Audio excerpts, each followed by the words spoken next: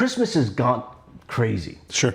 You know, it used to, the Christmas, the 25th was about the birth of Jesus Christ. And then all of a sudden this little fat man comes in and he's got a red suit and he takes over his birthday party. And then this other religion comes in and takes over his birthday party. Right. Next thing you know, it's not about Christ anymore. It's about, or the birth of Christ. It's about how much can I buy? How much can I give?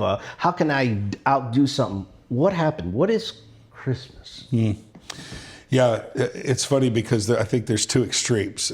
One extreme is those who are, you know, it's only about Jesus, and they might call him Satan Claus, right? Yeah. And then there's others that, well, it's all about Santa Claus and all this sort of stuff, and we don't ever talk about Jesus.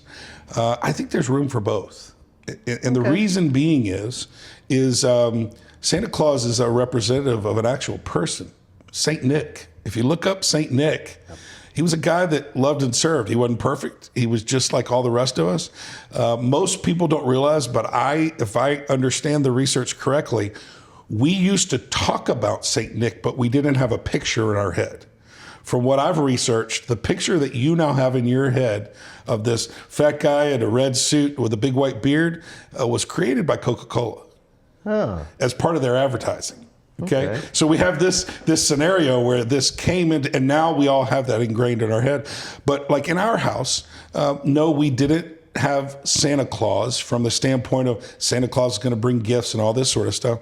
We talked about there was a guy named Saint Nick, and the world has kind of blown that up into a different place that we don't go to necessarily.